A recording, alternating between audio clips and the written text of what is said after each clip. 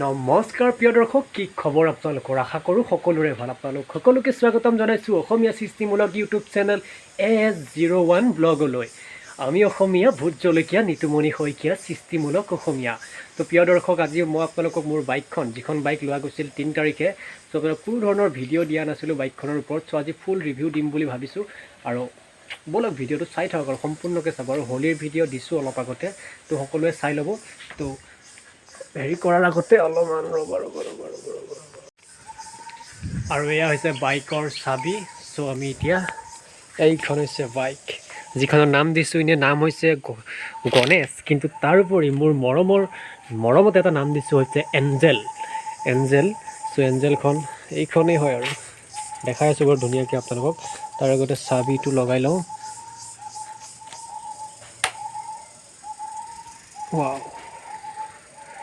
চ' guys, এইখনেই এখন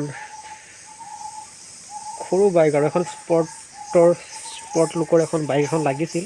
চ' কম দামত এইখনেই আৰু পালোঁ। তো দেখাই আছোঁ আপোনালোকক, চাই যাব। এইখনেই হৈছে NS125 পালচাৰৰ বাজাজ।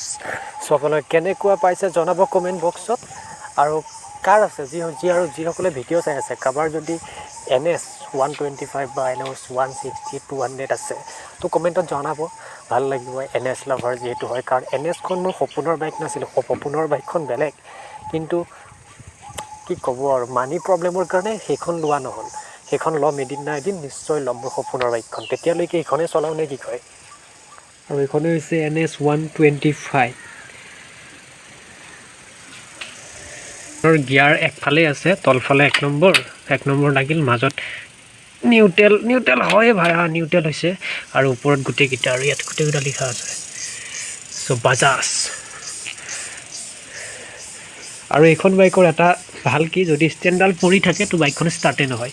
বাট ষ্টাৰ্ট হ'লেও কেতিয়াবাতো ষ্টাৰ্ট নহয়, কিন্তু কেতিয়াবা কি হয়, ষ্টাৰ্ট হ'লেও আগফালে নাযায় আৰু গাড়ীখন। তো এবাৰ ষ্টাৰ্ট কৰি দেখাই দিছোঁ আপোনালোকক। গাড়ীখন এতিয়ালৈকে চলিছে 452 কিলোমিটাৰ। 400 তেলটো নাই, দেখিছেনে? তেল শেষ হৈ গৈছে, কাৰণ ভাইটি আহিছিল, ভাইটিয়ে পূৰা চলাই আৰু এইকেইদিন। ইণ্ডিকেটৰ এইটো হয়, ডাবল ইণ্ডিকেটৰ নজ্বলে,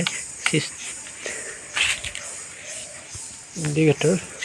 আৰু আপাৰিং লাইটটো হৈছে আপোনাৰ LED নহয় বাৰু, হেল'জেনে হয়। চ' গাইজ, কি খবৰ? হাই। চ' ষ্টাৰ্ট দি পেলাই দেখাই আছোঁ আপোনালোকক।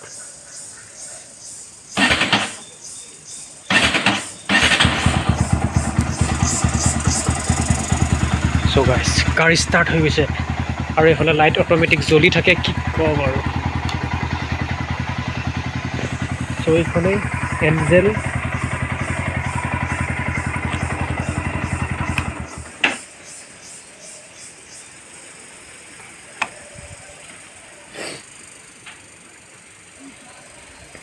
আৰু এই গামোচা এখন বান্ধি দিছোঁ বাৰু।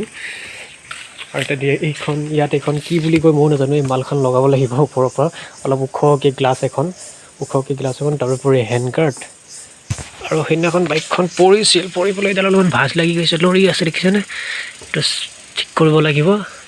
তাৰোপৰি ইয়াত লেডিজ ভৰি দিয়া এপাত লগাব লাগিব। এনেকৈ কাম কিছুমান আছে বাইকখনৰ। ছিট কভাৰটো লগোৱাই নাই, ছিট কভাৰটো লগাব লাগিব। টেংকিটো ফুল কৰিব লাগিব। চ' এইখনে এখন সৰু বাইক এখন লোৱা গৈছে বাৰু।